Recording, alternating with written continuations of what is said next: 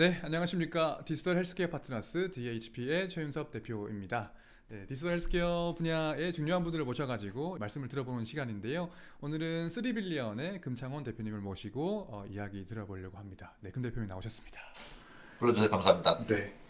두 번째 출연인 것 같은데. 네, 제가 채널을 한번 바꿔가지고 예전에 제가 지난 채널에 한번 그 언제였죠? 창업 초기에 한번 말씀 나왔던 적이 있고 몇 년 만에 새로 모시게 됐는데요.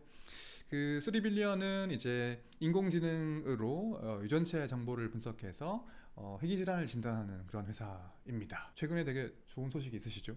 네.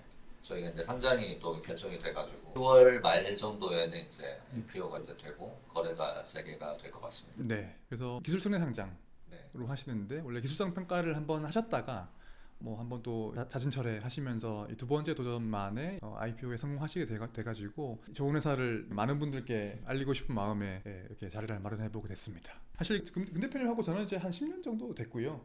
그 저의 그 인연을 이제 고백하는 글을 최근에 조선일보에 기고해가지고 좀 보신 분도 계실 텐데 사실 그러니까 오늘 제가 미리 좀 말씀드려야 될 거는 이제 되게 특별한 관계가 있기 때문에 저희 DHP가 이제 투자하는 회사가 3빌리언이기 때문에 이제 그 소위 conflict of interest 이해상충 관계가 있다는 걸 미리 밝히고 이 회사가 잘 돼야 되기 때문에 또 뭐 더 잘 해보도록 하겠습니다. 자, 그러면 일단은 본론으로 들어가서 우리가 일부에서는 이제 3빌리언의 이제 뭐 사업이나 기술이나 뭐 성과 같은 것들을 중심으로 일단 말씀을 좀 나눠보려고 합니다. 일단 대표님 잠깐 인사하셨습니다만은 대표님에 대한 간단한 소개 부탁드리겠습니다. 네. 안녕하세요. 3빌리언 대표를 맡고 있는 금창원이라고 합니다. 3빌리언은 이제 희귀질환 환자를 대상으로 유전질병 진단검사 서비스를 제공하는 회사고요. 저희의 코어테크라고 하면 유전체를 해석하는 유전변이 해석 이제 인공지능 모델이라고 말씀을 드릴 수가 있고요. 이걸 이제 세계적인 수준으로 저희가 기술적인 성과를 이제 많이 올렸고 사업적으로도 글로벌에서 이제 최고의 회사로 성장하는 그런 이제 중간쯤에 있다라고 이제 설명을 드릴 수가 있을 것 같습니다. 그래서 이제 이런 부분들을 저희가 어느 정도는 잘 인정을 받아서 이번에 임스닥에 이제 상장을 승인을 이제 받게 되고 지금 상장 과정이 진행 중에 있습니다. 네. 그 창업하신 지가 이제 얼마 되셨나요? 이제 거의 만 8년 된 것 같습니다. 2016년 10월 10일이 저희 창립일이고 실질적으로 이제 워킹하게 된 거는 11월부터였기 때문에 네. 원래 마크로젠이라고 하는 회사에서 스피노프를 네, 맞습니다. 하신 거죠. 네. 네. 16년 11월 달 스피노프 하시고 저희가 아마 12월 달인가 투자했으니까 네. 그때부터 투자해가지고 이제 저희 회사와의 인연도 이제 8년 정도가 되어 가는데요. 네. 여튼 그 회사에 대해 조금 더 얘기를 해보게 되면은 그러니까 인공지능 기술로 유전체 데이터를 분석해서 희귀질환을 진단하는 회사이기 때문에 그러니까 인공지능하고 유전체하고 희귀질환을 다 지금 각각 차근차근 얘기를 해보려고 하는데요. 그러면 일단 희귀질환이 뭔지부터 한번 얘기를 해볼까요? 네, 이게 뭘 의미하는 건가요? 네. 희귀질환은 말 그대로 질병이 발병하는 프리퀀시를 가지고 정의를 하게 되고요. 일반적으로 이제 2,000명 중에 1명 이하로 발병하는 질병을 희귀질병이라고 얘기를 하게 됩니다. 그래서 뭐 코로나 같은 것도 처음에 발병해서 환자 수가 적을 때는 희귀질환이었다가 환자 수가 많아지면 희귀질환의 데피니션에서 벗어나니까 희귀질환이 이제 아니게 되는 거고요. 그렇게 보면 희귀질환에는 되게 다양한 종류의 질병들이 존재할 수가 있습니다. 이제 희귀질병이 지금 한 10,000개 정도가 뒷반이 되어 있는데 그 중에 메이저는 유전질병입니다. 그래서 80%가 유전질병이어서 알려져 있는 한 10,000종 이상의 유전질병 중에 8,000개 정도가 유전질병으로 정의가 되어 있다라고 말씀을 드릴 수가 있을 것 같습니다. 그러니까 희귀질환 중에서 80%가 유전질병이기 때문에 유전체 분석을 하면은 희귀질환을 진단을 할 수 있다는 논리가 되는 거죠. 네, 맞습니다. 네. 이게 이제 3빌리언이 초창기에 많이 받았던 질문인데 희귀질환이라고 하면 되게 말 그대로 희귀하다는 질병인 거니까 이게 시장 크기가 작을 수 있지 않느냐 이런 챌린지를 좀 받았었거든요. 그거는 어떻게 이제 답변하시겠어요? 그 질문은 사실 지금도 하고 그런가요? 있건데 네. 하시는 분들 많거든요. 기자분도 그렇고 저희 상장 과정에서도 그런 질문하시는 분들 많았고 희귀질병이 이제 하나하나는 굉장히 희귀한데 7,000명 중에 한 명이라고 발표하니까 질병 개수가 이제 워낙 많기 때문에 유전질병만 해도 지금 8,000개가 넘어가고 그걸 전체를 썸하면은 인구의 한 6에서 8% 정도로 추산하거든요. 네. 그래서 지금 얘기하면 6억 명 정도가 희귀질환 환자다 글로벌에. 그리고 이제 연간 이제 진단이 필요한 수요는 2천만 명 정도 된다. 엄청나게 큰 시장이다. 이렇게 말씀드릴 수 있을 것 같습니다. 네, 제가 이번에 조선일보 글을 쓰면서 조금 찾아보니까 그 당뇨 시장과 크게 차이가 없더라고요. 맞습니다. 네. 당뇨 환자 수랑 거의 비슷하더라고요. 일종의 롱테일 시장이어서 네. 개별 질병별로는 환자가 되게 적지만 다 통틀면 당뇨 시장에 맞먹는 정도로 큰 시장이 된다. 뭐 이렇게 이해할 수 있을 것 같습니다. 네, 맞습니다. 네. 사실 희귀질환이라고 하는 게 이렇게 희귀하니까 그러면 환자들 입장에서는 내가 희귀질환에 걸렸구나 하는 걸 어떻게 알 수 있어요? 일단 환자 입장에서는 증상이 나타나서 병원에 갔는데 진단이 뭔가 잘 안 된다. 그러니까 어떤 식으로든 뭔가 이상한 증상이 나타났는데 네. 병명도 모르고 의사도 이게 무슨 네. 질병인지 모른다. 그러면은 그 시점에서 이제 희귀 질병을 의심을 하는 거가 포인트거든요. 예를 들면 이제 기침이 나서 병원에 갔는데 일반적으로 병원에 가면 기침이면은 일반 감기라던가 코로나 위반된 코로나라던가 아니면 이제 독감 요런 3개 정도의 질병 안에서 진단을 트라이하고 진단을 받고 처방받는 과정으로 가는데 이게 이 3개 안에서 해결이 안 된다라고 하면은 그때부터 이제 이 기침을 계속 이제 유발하는 원인이 뭔지를 계속 찾게 되잖아요. 네. 요 과정이랑 거의 비슷한 것 같아요. 예. 특정 질병에 대한 증상이 계속 완화가 안 되면서 뭔가 진단을 하고 트라이를 하는데도 뭔가 해결이 안 된다. 그러면 이제 소위 말하는 진단 방랑이라고 얘기하는 예. 그 과정에 이제 접어들게 되는 거고. 이게 그래서 환자들이 보면 진단 받기가 되게 어려울 것 같은데 그러니까 원인도 모르고 그러니까 제가 알기로는 이게 예전에는 그 괴질이라고 불렀다고 하더라고요. 네. 괴상한 질병. 네. 뭐 아픈데 왜 아픈지를 모르고 진단도 못 내리고 근데 그런 것들이 이제 우리가 환자 입장에 답답하니까 소위 방금 말씀하신 진단 방랑이 오르게 되는 것 같은데 이 병원 갔다 저 병원 갔다 하는 걸 텐데요. 네. 그게 되게 심각하다고 알고 있는데 어느 네. 정도인가요? 미국 기준으로 Every Life 파운데이션에서 최근에 희귀질환 진단 방랑에 대한 연구 결과 나온 걸 보면은 평균적으로 희귀질환 환자가 증상이 발병하고 난 이후 6년 정도 시간이 걸리고요. 정확한 진단을 받는데 그리고 17명의 이제 피지션을 방문하게 된다라고 되어 있거든요. 네. 거의 뭐 병원 수로 얘기해도 맞을 것 같아요. 그래서 17개의 서로 다른 병원을 방문하면서 진단 치료를 받는다. 이 정도가 될 것 같고 그 기간 동안에 소모되는 비용이 22만 불 정도. 네. 우리 돈으로 치면 거의 한 3억 정도. 3억 정도. 네, 그 정도를 소요한다라고 이렇게 조사가 돼 있었어요. 네, 그러니까 엄청 많은 시간과 돈을 쓰면서 결국에는 뭐 진단을 받을 수도 있고 못 받을 수도 있겠죠. 그렇게 해도 말 그대로 이제 방랑길에 오르면서 이 병원 저 병원 찾아가지고 떠돌게 되는 것인데 그만큼 엄청 그러니까 소위 페인 포인트 고객들의 어떤 고통도 크고 그만큼 지불사도 클 것 같다는 생각을 하게 됩니다. 그러면 이제 이런 희귀질환 환자들이 진단 방랑이 오르는 것 대신에 3빌리언의 서비스를 쓰면은 이제 진단을 더 빠르고 쉽고 저렴하게 받을 수 있다 이런 얘기일 것 같은데요. 네, 결국 이제 진단 방랑을 하면서 아까 그 기침이 났을 때로 얘기해 보면 코로나 진단 키트를 기반으로 해서 진단 트라이해보고 독감도 진단 키트로 진단해보고 특정 질병에 대한 진단을 이렇게 계속 트라이한다라고 하면은 8,000개의 희귀질환이 있으니까 그리고 이제 내 증상을 유발할 수 있는 질병만 해도 막 수백에서 수천 개가 될 거거든요. 그거를 일일이 다 한다라고 하면 굉장히 이제 어려운 일이 될 텐데 일단 희귀질환의 80%가 유전질병이고 유전질병은 유전체 사람의 지놈을 읽으면 그 안에서 이제 뭔가 원인을 유발한 원인 유전병이 있다는 얘기이기 때문에 80% 유전질병 안에 해당하는 질병을 가지고 있는 사람 같은 경우에는 지놈을 한 번에 이제 읽어가지고 3빌리언이 제공하는 희귀질환 진단 검사를 받으면 빠르게 진단을 받을 수 있다가 되는데 그게 이제 한 달 안에 진단을 받게 되는 거죠. 한 달 안에. 네, 예를 들면 엑솜이면은 100만 원 미만의 비용을 가지고 이 문제를 해결할 수 있다니까 엄청나게 이제 큰 베네핏을 저희가 제공해 줄 수 있다라고 말씀을 드리고 있습니다. 네, 방금 말씀하신 부분을 조금 더 이제 차근차근 여쭤볼게요. 그러니까 이제 그 유전체를 분석해서 희귀질환을 진단하는 게 이제 3빌리언 핵심 기술인데 그냥 말만 들으면 그러니까 이 분야를 조금 아시는 분들이면 그냥 할 수도 있을 것 같은데 이렇게 볼 수도 있잖아요. 근데 이제 그 실제로는 기술적인 난관이 엄청 많을 것 같은데 그거 이제 한번 차근차근 좀 여쭤보겠습니다. 뭐 이제 호렉솜 뭐 이런 말씀을 하셨는데 일단은 이제 우리가 유전체 분석한다고 하면 여러 가지 종류의 분석 방법이 있잖아요. 이제 뭐 소위 말하는 뭐 홀지놈 시퀀싱, 호렉솜 시퀀싱, 뭐 이런 것들이 있는데 그런 것 중에서 이제 3빌리언은 어떤 걸 쓰시는지, 그게 뭔지 이런 것도 한번 설명 부탁드리겠습니다. 네. 예전에는 싱글진 유전자 검사, 생어 시퀀싱 이런 거 해가지고 한 개의 특정한 유전자를 그냥 전체를 다 읽어서 거기서 이제 나오는 변이들을 해석하는 유전자 검사가 아주 컨벤셔널한 검사였다고 말씀드릴 수가 있고요. NGS 테커가 나오면서 그거보다 좀 더 많은 유전자를 검사할 수 있는 방법이 또 흥행을 했었고요. 그게 이제 패널식이라고 얘기했었거든요. 수십에서 한 수백 개 정도의 유전자를 묶어가지고 진단을 이제 시도하는 이런 거가 일반적이었고. 여러 개 유전자를 딱 정해놓고 그것만 보는 거죠. 맞습니다. 그때도 이제 그렇게 했던 이유가 이제 비용 때문에. 그리고 나서는 홀 엑솜이라는 거 그 다음이었는데 유전자는 한 2만 개 정도여서 알려져 있는 유전자 2만 개만 읽어가지고 전체를 이제 또 해석하는 거가 있었고요. 홀 지놈은 35개 DNA 전체를 다 읽어서 이제 해석을 하는 방식이었고요.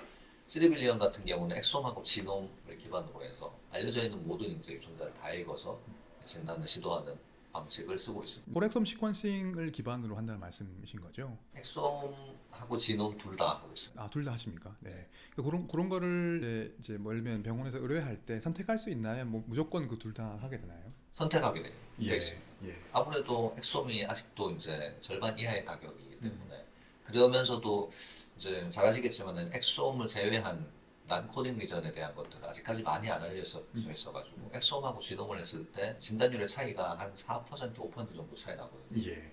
지금 그래도 이제 꽤 점점 벌어지고 있긴 합니다. 네. 그래서 난코딩 리전에 대한 해석력이 더 좋아지면 좋아질수록 지놈에 대한 파워가 이제 커질 수 있을 텐데 그래도 아직까지는 코스트 에펙티브니스를 고려했을 때는 엑솜 기반의 기기질환 검사가 가장 이제 효율적이고 글로벌에서도 가장 많이 쓰이고 있습니다. 네, 제가 조금만 해석을 해드리면 그 소위 홀지놈 시퀀싱이라고 하는 게 이제 인간의 유전체 전부 다 시퀀싱 하는 건데 그 유전체 이제 전체가 유전자를 만드는 중요한 부위는 아니거든요. 그래서 그 non-coding region이라고 하는 게 이제 유전자를 안 만드는 그 역할이 뭔지 모르는 그 부분이 되게 많이 대부분이 그런 부분들인데 그게 예전에는 그냥 뭐 거의 제 가비지라고 얘기도 한 적도 있습니다만은 최근에 아마 여러 가지 새로운 기능이 밝혀지는 걸로 알고 있는데 홀 엑솜 시퀀싱은 이제 그 non-coding region 유전자 안 만드는 부분은 그냥 아예 읽지 않고 유전자를 만드는 부분은 전부 다 읽는 걸 얘기하는 거죠. 그래서 그러니까 후자가 훨씬 싼데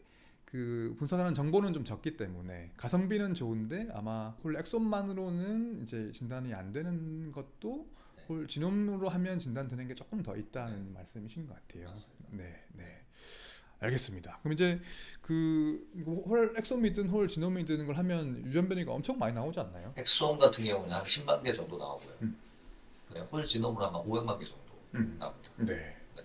그럼 그 중에서 어떤 게 실제 질병과 연관되는 변이인지 이 환자의 희귀질환과 그 연관되는 변이인지를 밝히는 게 되게 어려울 것 같은데. 그렇죠. 결국 이제 말씀하신 이 부분이 이제 핵심적인 부분이거든요. 사실 어떤 유전자 검사를 한다고 하더라도 이 부분이 핵심인데 변이가 엄청 많이 나오는데 예를 들어 유전자 한 개를 놓고 봤을 때 유전자 한 개가 평균적으로 한 DNA가 12,000개 베이스 페어로 구성되어 있거든요. 그 중에 0.1%가 이제 변이니까 12개 정도 나온단 말이죠. 이 중에서 어떤 거가 환자의 원인 유전 변이일까를 이제 맞춰야 되는 문제가 되는 거고 그러면은 12개가 다 꽝일 수도 있고 그 중에 한 개가 실제로 환자의 원인 유전 변이일 수도 있고 인 건데 이 부분을 해석하는 건 변이 한 개가 나왔을 때 얘가 질병을 일으킬 수 있는 즉 유전자의 기능을 망가뜨릴 수 있는 변인지 아닌지 이걸 판별하는 거를 이제 패소제네시티 판정이라고 얘기할 수 있을 것 같은데 병원성 판정이라고 하더라고요. 네. 병원성을 판정한다라고 얘기를 하는데 이게 이제 예전에는 그냥 케이스 근거로 그 얘기를 했었어요. 그냥 특정 환자가 기존의 케이스 근거가 있으면 이거는 이제 병원성 변이라고 판정하고 진단을 내리는 굉장히 심플한 구조로 예전에 진행이 됐었어요. 그건 사람이 할 때. 네, 사람이 할 때. 어차피 사람이 하면 그걸 다 보지 못하잖아요. 그렇죠. 그때는 어떻게 했어요 그러면? 그래서 예전 시절에도 사실 문제가 놓치는 게 너무 많았을 거다라고 생각을 하죠. 그래서 DB로 모으고 뭐 이런 작업들을 하긴 했었지만 결국은 특정한 회사에서 예를 들면 되게 그런 이제 케이스 근거들을 많이 가지고 있으면 그 회사는 잘할 수 있는데 다른 데는 못하고 뭐 이런 것들이 되게 많았었거든요. 그리고 이제 케이스 근거만 가지고 얘기하는 것도 되게 불확실하고요. 그래서 이제 글로벌의 이제 이런 메디컬 커뮤니티들이 특히 가장 대표적인 기관이 ACMG인데 이런 이제 기관들이 변이의 병원성을 해석하는 기준들을 정립하기 시작했어요. 왜 학회인가요? 맞습니다. 네, ACMG. 네. 그래서 요거가 2015년 정도에 최초로 이제 ACMG에서 이런 병원성 변이를 판정하는 가이드라인을 만들었었고요. 그게 현재까지도 글로벌 표준으로 쓰이고 있습니다. 네. 그래서 그 가이드라인을 보면은 변이 한 개를 병원성을 판정하는 데 있어서 28개의 룰을 이밸류에이션을 해야 되고 변이 한 개당 28개의 뭔가 근거를 모아가지고 네. 이걸 해석을 해야 되는 거죠. 네. 이 이제 가이드라인이 나왔지만 네. 예전보다 훨씬 객관적으로 병원성을 판정할 수 있는 시대가 되긴 했는데 코스트가 이제 너무 많이 드는 거죠. 코렉솜 하면 변이 10만 개 나오는데 그렇죠. 곱하기 28, 네. 280만 번의 이밸류에이션을 해야 네. 이 CMG 가이드라인 기준으로 정확하게 판정할 수 있다. 이렇게 되는 거죠. 네. 사람 손으로 이미 이제 못하는 시대가 2015년 이후부터 되어 있는 거죠. 사실 그렇게 해도 나오는 게 이게 병원성이 그러니까 패서제닉 한가 하지 않은가이지 이게 그러니까 병원성이 있는 거 일단 추리고 그 중에서 이 환자의 뭐 증상이든 매칭되는 거를 하는 거 그 또 다음 문제인 거죠. 단계인 거죠. 네. 그러니까 총 두 단계의 문제를 맞습니다. 푸는 거잖아요. 맞습니다. 네. 네. 병원성 변이가 나왔고 그럼 이 병원성 변이가 실제 이 환자의 증상을 설명할 수 있는 질병을 일으키는 변인지 아닌지를 또 판별해야 되는 거기 때문에 결국은 환자가 가지고 있는 증상 그 다음에 이 변이가 일으킬 수 있는 질병이 가질 수 있는 이제 또 증상 환자의 증상셋과 질병의 증상셋을 비교해서 판정하는 과정이 또 필요합니다. 네. 네. 이거는 앞에 있는 것보다 훨씬 더 메이저하거든요. 훨씬 더 뭔가 좀 모호하다. 네, 모호하거든요. 네. 그래서 일반적으로는 이게 진짜 이제 의사들의 전문성의 영역이었던 거죠. 환자 임상에 대한 경험이 되게 많으신 이제 피지션 분들이 증상을 봤을 때는 이 증상과 이 증상셋을 봤을 때는 이거는 진단으로 판정할 만해 라고 판정할 수 있는데 이걸 인공지능이라던가 이런 모델로 한다고 하더라도 이 부분이 명확하게 이렇게 맞아떨어지는 건 아니어가지고 이 부분에 어떻게 보면 그 기술에 대한 개발의 필요가 굉장히 좀 큰 상황이기도 하고 저희도 이 부분을 계속 개발하고 있기도 하고 예.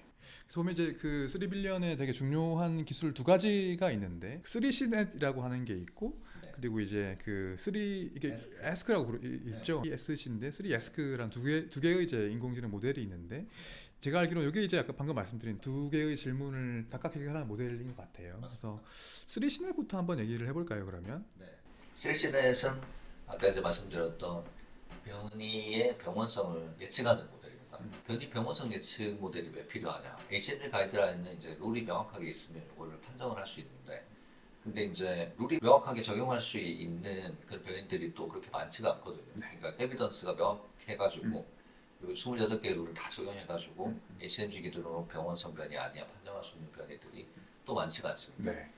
왜냐하면 인간의 이제 지놈에서 나올 수 있는 변이 수가 30억 개 DNA에서 그냥 SNP만 생각하더라도 90억 개고 스트럭처럴 베리언트 고려하면 사실상 무한대의 변이들이 나올 수 있거든요.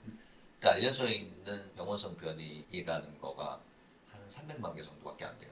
그래서 300만 개 가지고 90억 개 나올 수 있는 SNP만 이제 놓고 보더라도 이게 뭔가 기존의 케이스 근거 가지고 진단을 정확하게 할 수 없다라는 거가 너무 명확하거든요. 그래서 그 중간에 갭을 메꾸는 이제 병원성을 예측할 수 있는 인공지능 모델이 필요하게 되는 거예요. 네, 그래서 제가 또 부연 설명을 조금 드리면 SNP라고 하는 거는 이제 그 우리 DNA 서열 중에서 문자 하나만 딱 바뀌는 거잖아요. 그래서 이제 30억 개의 이제 우리 DNA로 구성되어 있는데 우리 ATGC 네 가지 있으니까 하나가 세 가지로 바뀔 수 있기 때문에 곱하기 3 하면 90억 개 되는 거죠. 그래서 그 경우에서 90억 개가 된다는 말씀인 거고. 그래서 이게 뭐 그 이게 바뀌는 것뿐만이 아니고 뭐 이제 지워지고 새로 들어가고 뭐 이렇게 막 통으로 바뀌고 이런 것들이 이제 구조적인 변화인 거여 가지고 그런 경우의 수가 엄청 많다는 말씀을 방금 하신 겁니다. 그래서 이제 그걸 다 DB화 되어 있을 수도 없고 되어 있지도 않기 때문에 어떤 예측의 영역이어서 인공지능 모델을 가지고 3빌리언인 걸 이제 문제를 해결하려고 하시는 것 같습니다. 그래서 이제 그런 부분들에 대한 정확도를 더 높이기 위해서 병원성 변이 예측 인공지능 모델이 필요하고 사실 이제 저희 이전에 이미 이제 많은 그룹들에서 병원성 변이 예측 모델들을 만들었었거든요. 최근에는 이제 구글도 이제 알파 미스센스라고 해서 변이 중에서 특이하게 이제 미스센스인 변이만 예측하는 모델을 또 만들어가지고 했을 정도로 요 병원성 변이 예측 모델들은 글로벌에서 되게 다양한 그룹들이 만들고 있습니다. 그래서 이제 그런 것들을 저희도 이제 새로 이제 개발을 했고 저희가 그 CCNS라는 모델을 만들어가지고 글로벌에서 최고 수준의 이제 병원성 변이 예측 모델을 만들었다 이렇게 말씀드릴 수 있을 것 같고요. 3C면 C가 세 개라는 얘긴데 그게 이 모델의 뭐 알고리즘 원리랑 관련이 있는 거잖아요. 그 C가 어떤 건지 한번 설명을 좀. CCNS의 이제 세 개의 이제 트레이닝 데이터를 쓰게 되거든요. 그래서 그 3C는 그 세 개의 컴포넌트 데이터셋을 얘기하는 거고, 이제 클리니컬 베리언트, 커먼 베리언트, 그 다음에 컨서베이션 베리언트 이렇게 이제 저희가 명명을 이렇게 해가지고 이 세 개 타입의 베리언트들을 이제 트레이닝 데이터셋으로 써서 병원성 변이 해석력을 높였다. 이렇게 저희가 말씀을 드리고 있습니다. 네. 그래서 클리니컬 데이터는 뭐예요? 클리니컬 데이터는 저희가 요전에도 이제 얘기했었던 기존의 이제 케이스 근거, 변이가 발견돼서 이 변이를 기반으로 해서 특정 질병으로 진단이 됐다라는 그런 케이스 근거를 말씀을 드리는 거고요. 네. 그다음에 커먼 베리언트는 이제 환자의 질병과는 상관없이 그냥 일반인들이 가지고 있는 베리언트들을 얘기하는 거거든요. 그래서 이제 파퓰레이션 지놈 데이터라 그래가지고 글로벌에서 지금 노마드라던가 굉장히 다양한 데이터베이스들이 많이 나와 있거든요. 거기는 이제 수십만 명의 일반인들의 이제 지놈 데이터를 읽어가지고 이거를 이제 전체를 이제 썸한 다음에 변이별로 얼마나 많은 사람들이 이 변이를 가지고 있는 프리퀀시로 이렇게 정리해가지고 나온 데이터베이스들이 있습니다. 그래서 일반인들에서 나온 변이들이기 때문에 그걸 이제 커먼 변이로 명명해가지고 저희가 데이터를 썼고요. 그건 질병과 관련된 가능성이 낮겠네요, 그죠? 그렇죠. 그런 이제 데이터셋으로 저희가 학습을 했습니다. 그 다음에 이제 컨저베이션 데이터가 있고요. 요게 이제 다른 모델들에서 안 썼던 이제 부분인데 요거를 이제 특이하게 저희가 활용해서 썼죠. 결국 이제 클리니컬하고 그 다음에 컨베이션을 쓴다고 하더라도 데이터 숫자가 이제 많지가 않았거든요. 근데 엄청나게 많은 이제 가능성이 있는 변이들을 해석해야 되는 거기 때문에 어떻게든 여기서는 저희는 트레인 데이터의 수를 높이는 거가 되게 중요하다고 생각했었어요. 그래서 이제 근데 쓸 수 있는 데이터가 되게 한정적이니까 아까 말씀드렸던 앞에 두 개 이제 C 중에서 커먼 베리언트들은 사실 엄청 많거든요. 그거는 이제 건강 일반에서 나온 수십만 명의 지놈 데이터를 기반으로 나온 거여가지고 꽤 많은 데이터가 있는데 클리니컬 데이터가 사실 거의 없었어요. 파지티브 데이터셋이 별로 없었던 거죠. 그게 이제 문제였는데 그래서 이제 컨저베이션 데이터를 쓰게 된 거고요. 그래서 인간하고 다른 스피시, 다른 종들하고 지놈을 매칭한 다음에 얼마나 보존이 많이 됐는지 안 됐는지를 기반으로 해서 보존이 많이 됐으면 그 유전자에서 특정 변이는 굉장히 중요한 변이일 거고 중요한 변이가 뭔가 변이가 발생했다고 하면 그거는 유전자의 기능에 영향을 미칠 거고 그런 병원성 변이의 가능성이 높을 거다라고 이런 논리를 기반으로 해서 그거를 이제 웨이트를 줘가지고 학습을 시켰었죠. 네. 이렇게 해서 한 1억 건 정도의 데이터를 추가로 더 저희가 쓸 수가 있었고 예. 그렇게 이제 세 개의 트레인 데이터셋을 쓰고 그다음에 이제 멀티 인스턴스 학습을 통해 가지고 이 세 개를 합쳐 가지고 결과를 냈을 때 기존 모델들보다 더 우수한 성능을 내는 모델을 만들 수가 있었습니다. 네. 그래서 그 성능을 보면 기존 모델들 대비 최소 20% 이상 높은 정확도 그렇게 나오는데 아까 그 구글 딥마인드에서 만든 네, 알파 미센스보다도 더 낫다는 얘기가 있던데요. 그거 설명을 좀 해주십시오. 자랑을 좀 해주십시오. 네. 기본적으로 미스센스 변이를 해석하는 거는 성능이 꽤 높거든요. 미센스가 뭐예요? 미센스가 아까 저희가 얘기했던 SNP인데 DNA 4개 이제 AGTC 4개 이제 타입이 있는데 특정한 그 위치에 예를 들면 A라고 돼 있었던 거가 다른 3개로 바뀌는 경우, 한 개가 바뀌는 경우, 그거를 미센스라고 해요.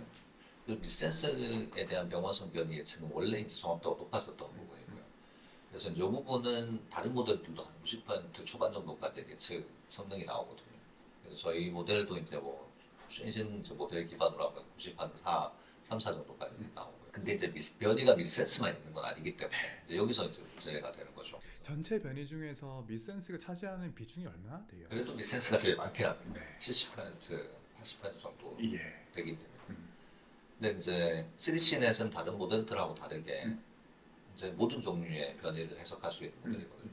그래서 뭐 인델이나 뭐 구조변이라던가 인서션 딜리션 인델입니다. 네, 애플리케이션이라던가 대부분의 이제 변이 타입에 대한 병원성을 예측할 수 있는 모델이어서 거기서 차별화가 되는 거고 아까 이제 말씀드렸던 20% 이상 높다라는 얘기는 그게 노블 변이일 때 네. 그러니까 보통은 이제 인공지능 모델에 대한 이제 정확도를 검증할 때 알려져 있는 데이터를 기반으로 하잖아요. 근데 이게 이제 어떻게 보면 저희한테 이제 유리한 방식일 수도 있긴 한데 기존에 어디에 보고되지 않았던 변이인데 폐소전이 ACMG 기준으로 폐소전으로 판정된 변이들. 근데 저희는 요거를 이제 저희가 실제 진단하면서 환자 데이터를 모으니까 이런 데이터들이 있거든요. 요거를 이제 트레이닝 데이터셋으로 안 쓰고 요거를 테스트셋으로 썼을 때 요거를 기반으로 이제 다른 모델들하고 비교했을 때는 노블 변이에 대한 예측력이 저희 셀시넷이 20% 정도 더 높았었습니다. 네. 그래서 요게 이제 저희 논문으로 이제 보고됐던 내용이고요. 그러니까 완전히 알려지지 않았던 변이일수록 3빌리언이 더 유리한 거네요. 네, 그렇게 돼 있고 알파 미센스 대비해서 이제 우월했다는 얘기는 어떻게 보면 요거랑 연결돼 있는 얘기일 수 있는데 저희가 이제 KG6 대회에서 우승했을 때 그때 이제 알고 보니까 세계 문제 저희가 우승했더라고요. 네, 그 어떤 대회인지 한번 설명 먼저 해주십시오.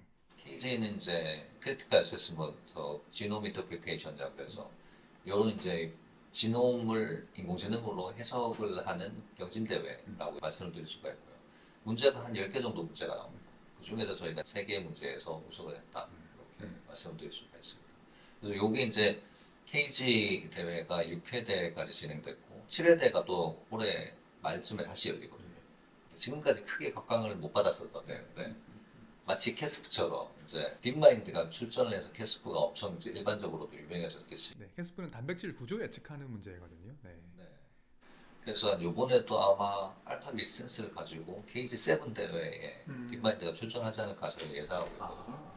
그래서 요번 대회가 아마 그 굉장히 글로벌리 각광을 받는 대회가 되지 않을까 예상하고 있습니다. 네, 그래서 캐스프도 그렇고 지금 말씀하신 대회도 보면 이게 또 부연 설명을 좀 드리면 이게 이제 원래 생물학적으로 실험을 해야지만 뭔가 맞출 수 있는 되게 난제 어려운 문제들이 있는데 이게 뭐 이제 희귀질환의 유전 변이를 맞추는 것이든 혹은 뭐 단백질 구조를 예측하는 것이든 이런 것들이 저도 사실은 제가 연구할 때 그런 걸 조금 했었는데 이제 연구자들이 엄청 열심히 노력해가지고 이제 좋은 모델을 만들어 놓으면 경진 대회 같은 걸 하는 거죠. 그러니까 대회 주최타에서 실험 데이터를 이제 몰래 가지고 있고 이제 문제를 내주고서 누가 제일 잘 맞추는지를 골라봐라 하는 이제 여러 가지 대회들이 있는데 딥마인드 그 알파 뭐죠 이름이? 알파폴드. 네, 알파폴드라고 하는 딥러닝에 기반한 이제 인공지능 모델이 나와가지고 기존의 그 이제 과거의 인공지능 방식으로 했던 것과 엄청난 격차를 벌리면서 단백질 구조 예측하는 문제를 풀면서 엄청나게 화제가 됐거든요. 알파폴드가 지금 3까지 나왔나요? 그 원, 투,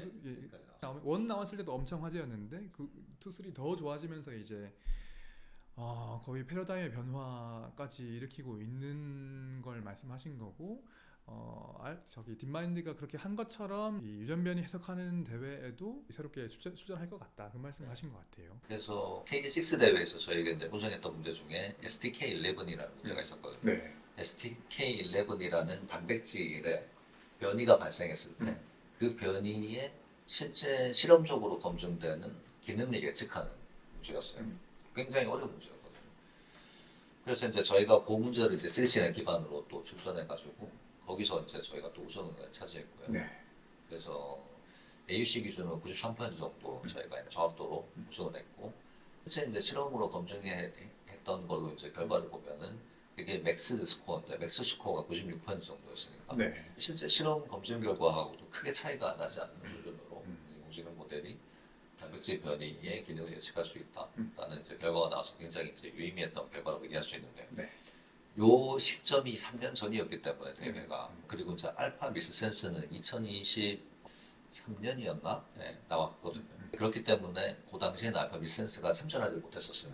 근데 이제 대회 주최 측에서 요 문제에 대한 논문을 썼는데 그 이후에 나온 인공지능 모델들도 같이 엮어가지고 비교 평가해서 논문을 썼어요. 그게 이제 아마 곧 나오게 될 텐데. 거기 내용을 보면은 이제 알파 미스센스 대비해서 저희가 4.5% 정도 더 우월했다라는 내용이 이제 담겨 있어가지고 이거는 이제 객관적인 이제 제3자 평가로도 스위치넷의 이제 그 성능이 굉장히 우수했다. 심지어 이제 알파 미스센스 대비해서 2년 전 모델임에도 불구하고 그래서 이런 게 굉장히 이제 유의미한 내용이었다고 저희가 말씀을 드리고 있습니다. 스리시넷도 사실 그러니까 논문 쓰시고 처음 개발하셨던 이후로 시간이 좀 흐르면서 더 모델을 업데이트하셨을 것 같은데 지금은 더 그럼 좋아지지 않았나요? 네, 저희가 지금 버전 3까지 업데이트가 최근에 돼가지고 아마 알파 미센스가 변화가 없었다고 하면 차이는 아마 더 많이 날 거라고 예상을 하고 있어요. 그래서 이번에 이제 KG7 대회에서 만약에 출전해서 같은 문제에서 경쟁을 한다고 하면은 굉장히 재밌는 이제 대회가 될 것 같습니다. 그 언젠가요? 그게 올해 말 내년 초 정도에 이제 대회가 시작이 되거든요. 네. 그래서 결과는 내년 한 여름 정도가 되지 않을까 생각하고 있습니다. 네. 사실 이 영상 보시는 분들은 이제 주식 투자 이런 거 관심 있으신 분도 계실 텐데 이게 또 되게 중요한 이벤트가 될 수도 있겠는데요. 네. 그래서 주식 투자 적당히 해놓으셨다면 약간 기대해 보셔도 될 것 같아요. 내년 여름, 내년 3분기 정도에 그런 이제 센세이션이 만들어진다고 했을 때뭐 기대해 보셔도 되지 않을까. 그래서 사실 그 이번에 상장하실 그 수상 평가 같은 거를 하실 때에도 이런 이제 뭐 어떤 과거 대회에서 우승했고 딥마인드 인공지능보다 더 좋다 이런 것들이 좀 도움이 되셨나요? 도움이 됐다고 얘기할 수 있을 것 같아요. 그래서 저희 기술적인 부분에 대해서는 사실 전혀 챌린지가 사실 없었거든요. 그래서 그런 부분들은 도움이 되게 많이 됐다고 말씀드릴 수 있을 것 같아요. 네. 그 3CNET을 방금까지 설명하셨는데 이게 이제 여러 유전 변이 중에서 그 병원성에 있는 그 어떤 변이가 질병과 연관돼 있느냐를 추려내는 네. 인공지능이었고 그 다음이 이제 3빌런이 갖고 있는 인공지능이 3ESC라고 하는 건데 그럼 이제 그거는 그 추려낸 질병과 관계된다고 여겨지는 변이들 중에서 이 환자랑 연관되는 네. 유전 변이가 뭔지를 판별하는 인공지능이잖아요. 요것도 한번 설명해 주십시오. 그래서 말씀 주신 대로 변이가 이제 쭉 나왔고 뭐 예를 들면은 홀지놈을 기반으로 하면 500만 개의 변이를 한마디로 이제 순서를 이제 매긴 거죠. 그래서 패소제니시티가 높은 것부터 순서대로 이렇게 쭉 매겨져 있는 거고 그 상태에서 그러면 패소제니시티가 1등인 거가 그럼 환자의 원인 유전 변이냐면 그건 아니거든요. 그러면은 원인 유전 변이가 일으킬 수 있는 질병이 유발할 수 있는 증상이 이제 우리가 이제 하려고 하는 환자의 증상을 설명할 수 있는지 요거를 검증해야 됩니다. 그러면은 이제 환자 증상과 이제 이 500만 개의 유전 변이들이 유발할 수 있는 질병이 유발할 수 있는 증상 세트들과 요걸 다 이밸류에이션을 해야 되거든요. 그래서 변이의 병원성이 있고 환자와 질병과의 상관성에 대한 숫자가 있고 이 두 개가 이제 합산되는 거라고 보시면 될 것 같아요. 그래서 이제 3S크는 이제 그 과정을 이제 진행하는 공식의 모델이고요. 실질적으로는 저희 내부의 이제 데이터들을 굉장히 많이 이제 학습 데이터로 쓰였고 예를 들면은 그 뒤에 부분을 이제 하는 과정을 생각해 보시면 이제 결국은 최종적으로 인간인 저희 이제 임상 유전 학사분들이 최종적으로 얘가 맞아, 얘가 아니야라고 컨펌을 한 데이터들이 쭉 있거든요. 그게 이제 학습 데이터로 쭉 쓰인 거죠. 그래서 실질적으로 인간 이제 의료 유전의학 전문가들이 실질적으로 하는 프로세스를 모사했다라고 보시면 맞을 것 같아요. 그러니까 3빌리언만 가지고 있는 내부 데이터를 이제 네. 트레이닝에 포함시킨 거네요. 네, 그렇죠. 그래서 요거는 저희 뭐 진단 환자 케이스가 많아지면 많아질수록 요 3S크 모델은 더 강력해진다고 보시면 될 것 같고요. 이렇게 해서 이제 최종적으로 나오는 한 환자에 대한 지놈 데이터와 피노타입 데이터를 입력을 하면은 그러면 이 환자가 가질 수 있는 최종적인 원인 유전 변이를 최종적으로 랭킹을 이제 매겨주는 거죠. 그렇게 랭킹 매겼을 때 5개 안에서 실제 환자 원인 유전 변이가 있을 확률이 98.1% 정도 현재 수준으로 그렇게 이제 나와 있습니다. 네. 원래는 의료진이 이제 뭐 한 10만 개 정도 변이를 다 봐야 되는데 네. 그러니까 3CNET을 일단 거쳐야 되고 네. 그 이후에 3ESC를 거치면 네. 이제 그 10만 개 유전 변이를 다 볼 필요가 없고 탑 5개만 네. 보면 된다는 말씀이신 거죠? 탑 5개 안에서 98%는 해결이 됩니다. 제가 논문을 좀 보니까 한 4가지 정도를 쓰더라고요. 베이지안 프로버빌리티 이런 것도 있고 요거 조금 설명해 주시겠어요? 그래도 우리 그래서 조금 더 다른 인터뷰랑 차별화하려면 조금 더 깊이 들어가 보려고 해가지고요. 베이지언 프로버빌리티가 딱 아까 이제 말씀드린 ACMG 가이드라인을 기반으로 해서 변이의 병원성을 측정을 하는 건데 보통 그게 이제 ACMG 가이드를 아까 말씀드렸다시피 28개 룰 구성되어 있고 정성적인 룰이거든요. yes or no. 근데 그거를 숫자로 이제 변환한 거예요. 베이시안에 이제 수식으로 만들어서 숫자로 변환을 할 수 있게 만들어놨고 0부터 1까지 스코어로 이제 나뉩니다. 그래서 예전에는 ACMG 가이드라인 기준으로 판정하면은 그냥 카테고리컬 데이터 5개로 나왔었거든요. 패소제닉, 라이클리 패소제닉, VUS, B9, 라이클리 B9 5개였는데 VUS가 너무 이제 컸던 거죠. VUS가 뭔가요? VUS Variant of Unknown Significance라고 해가지고 모른다. yes도 아니고 no도 아니야. 네. 이렇게 된 거고. 근데 이 변이가 VUS에 해당하는 것들이 너무 많다 보니까 여기서 이제 해석력이 너무 이제 떨어지는 거죠. 근데 이거를 베이시안 스코어로 바꾸면 장점이 어떻게 되냐면 0부터 1까지 스코어로 나오니까 VUS인데 예를 들면은 0.89 그러니까 0.9부터가 패소제닉이거든요. 0.89인 변이는 VUS였기 때문에 예전에는 진단으로 넘어갈 수가 없었어요. 그런데 이거는 이제 패소제닉이 굉장히 가까운 변이이기 때문에 VUS 변이들이 엄청나게 많이 나오는데 얘네들을 차도화해가지고 실질적으로 VUS 안에 있는 패소제닉 변이들을 훨씬 더 잘 찾아내서 실제 진단으로 이어질 수 있는 이런 이제 효과가 있죠. 그래서 이제 저희는 이제 베이시안 스코어를 기반으로 해서 당연하게 이게 이제 인공지능 모델에 쓰이기 때문에 카테고리적 데이터보다는 이 베이시안 프로버빌리티를 변환했을 때 인공지능 모델 학습시키고 그 변이들 간의 차도화를 시키기가 되게 좋아요. 그래서 저희는 이제 그 데이터를 쓰고 있습니다. 두 번째가 심텀 시뮬러리티이니까 증상과의 유사도를 보신 것 같고요. 맞습니다. 네. 그래서 그래서 그것도 맨 처음에 말씀드렸다시피 그쪽 기술들이 개발이 많이 안 되고 있거든요. 저기서 저희가 꽤 다양한 이제 시도들을 하고 있어요. 최근에는 이제 LLM 기반으로도 하고 있어요. 그래서 LLM 기반으로 예를 들면 챗 GPT에다가 던져보는 거죠. 요 환자가 가지고 있는 병이 증상이 ABC야. 그리고 이 질병은 예를 DEF를 갖고 있어. 얘네 얼마나 비슷해? 숫자로 이제 표현. 이런 식으로 할 수 있거든요. 이거를 이제 저희가 테스트로 해봤을 때 생각보다 LLM 기반으로 심텀 세비리티 예측이 꽤 높았어요. 네. 기존 방법 대비해서 꽤 좋은 결과들이 나왔어가지고 저희가 요거를 또 쓰고 있기도 합니다. 네. 근데 이제 그 논문에 나왔던 이제 3에스크에는 그 방법이 들어가지 않은 네. 거죠. 네. 그럼 앞으로 더 LLM을 활용하면 더 정확도가 좋아질 수도 있겠네요. LLM을 써서 이제 파지티브를 좀 더 센시티비티를 올리는 방향으로는 꽤 효과가 있었던 것 같은데 스페시피시티를 높이는 거에는 또 그렇지는 않았었거든요. 그래서 이제 LLM을 쓰는 거에 대한 약간 이제 장점을 취하고 기존 모델들이 가지고 있는 또 장점들을 좀 잘 접목할 수 있으면 이 부분을 좀 더 혁신할 수 있지 않을까 그렇게 생각을 하고 있어요. 네. 여기는 그래도 꽤 할 만한 포인트가 많아 보이는 부분이긴 합니다. 그래서 그거는 지금 연구를 계속 진행하시는 부분이라고 이해하면 될 것 같고 세 번째가 3시넷 스코어입니다. 네, 아까 이제 베이션스 프로빌리티는 기존 HMC 가이드를 기반으로 한마디로 이 변이를 설명할 수 있는 에비던스들을 쭉 모은 이제 숫자라고 말씀드릴 수 있을 것 같고요.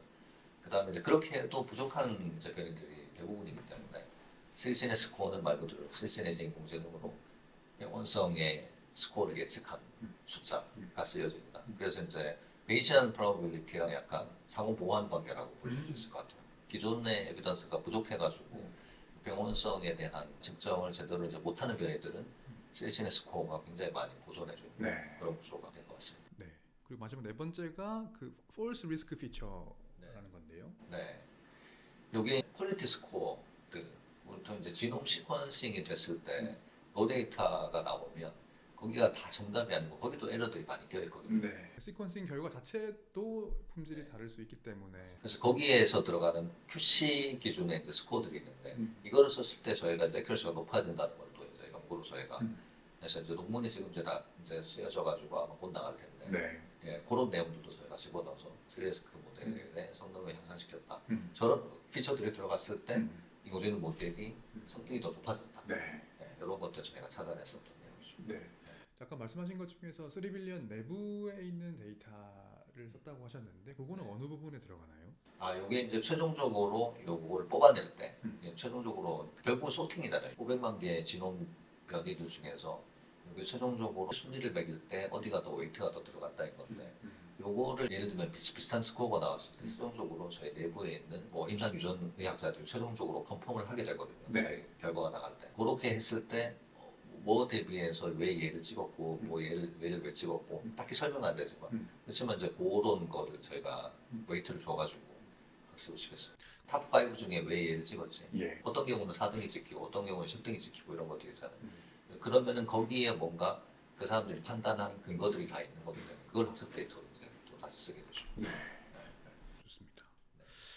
그러면 지금 이제 그 3빌리언이 가지고 있는 핵심 기술인 3CNET하고 그 3에스크 두 가지를 좀 더 되게 자세하게 여쭤봤는데 이제 요 기술을 활용해서 그럼 이제 실제 서비스가 어떻게 되는지를 한번 얘기를 해보면 좋을 것 같아요. 그래서 그러니까 환자나 이제 의료진 입장에서는 이제 어떤 식으로 서비스가 흘러가게 되나요?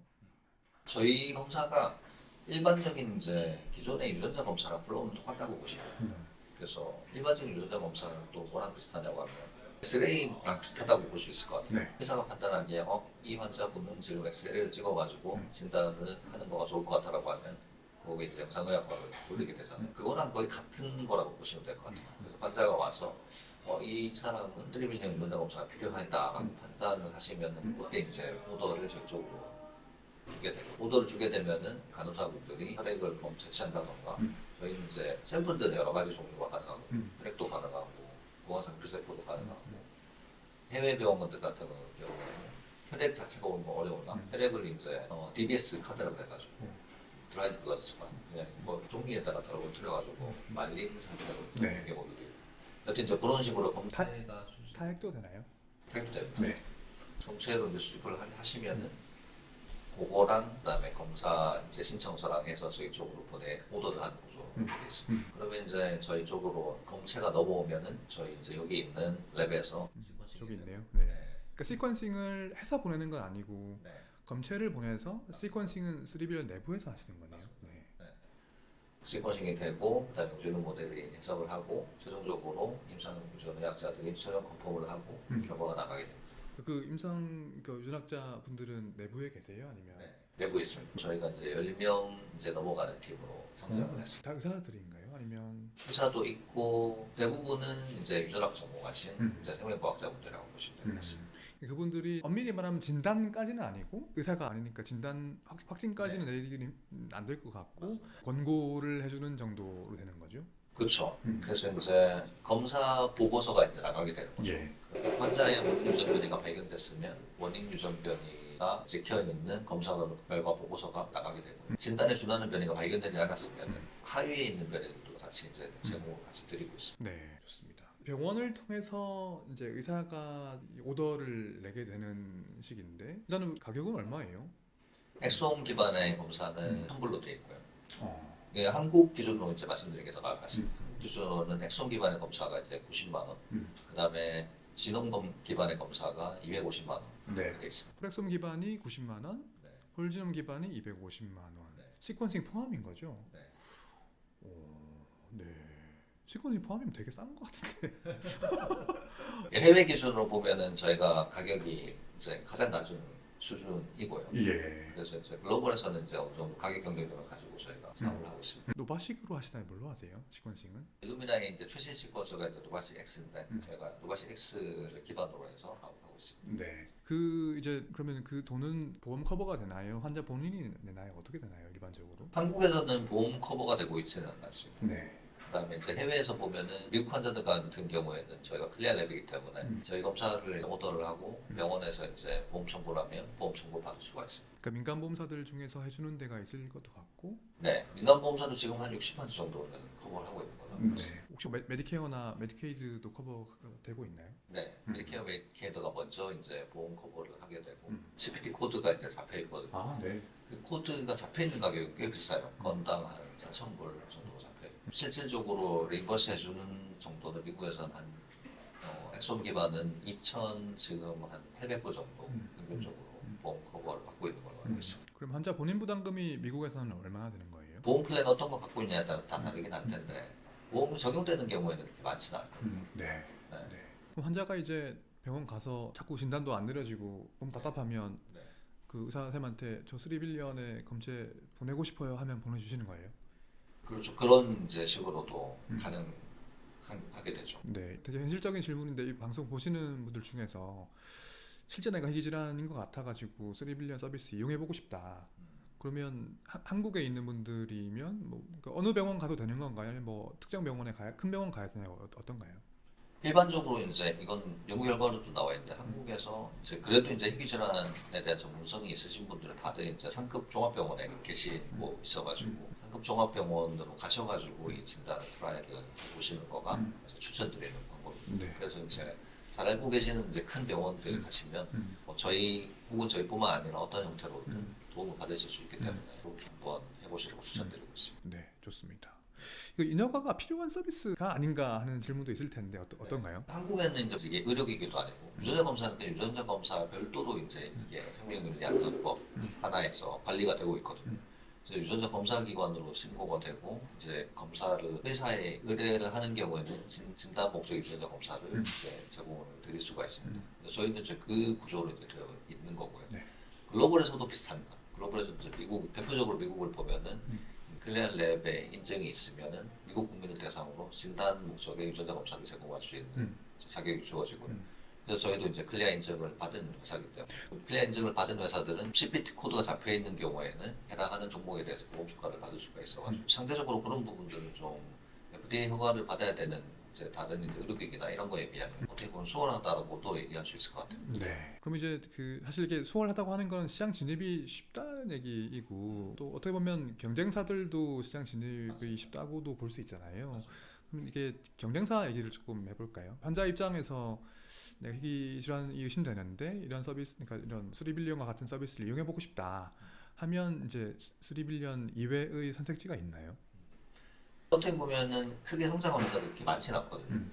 그래도 이제 대표적인 회사를 꼽으면 미국에서 그 진디엑스라는 회사, 음. 진디엑스라는 회사가 가장 이제 미국에서 잘하고 있는 회사고 글로벌에서도 제일 크게 성장하고 있는 회사입니다. 진디엑스가 거의 그러니까 똑같은 목적의 검사 서비스를 제공하고 있나요? 네, 진디엑스도 원래는 이제 패널 중심의 회사였는데 최근에는 이제 엑솜하고 지놈 기반의 검사를 오히려 이제 포커스를 하면서 이쪽으로만 집중하면서 사업을 하고 있습니다. 음. 그래서 진디엑스만 하더라도 미국에서 지금 매년 한 2배 정도씩 성장하고 있을 정도로 결국은 이 시장이 이제 엑솜과 지놈 기반의 유전자 검사 시장으로 빠르게 이제 재편되고 있다. 이런 것들을 좀 볼 수 있는 부분인 것 같아요. 진디엑스 대비해서 스리빌리언이 더 나은 점이 어떤 거 있나요? 대표적으로 말씀드리는 게 재분석이거든요. 희귀질환 환자분들이 진단트라를 하면 어쨌든 50% 이상은 최초로 진단을 받지는 못하세요. 네. 그러면은 이제 진단을 못 받는 50% 환자는 그냥 진단 못 받고 땡 이렇게 되면은 그냥 돈만 주고 끝나는 거거든요. 근데 이 재분석이라는 게 왜 중요하냐면 아까 이제 처음에 이제 말씀드렸던 희귀질환 유전질병이 한 8,000개 정도 되는데 아직 이게 끝난 게임이 아니거든요.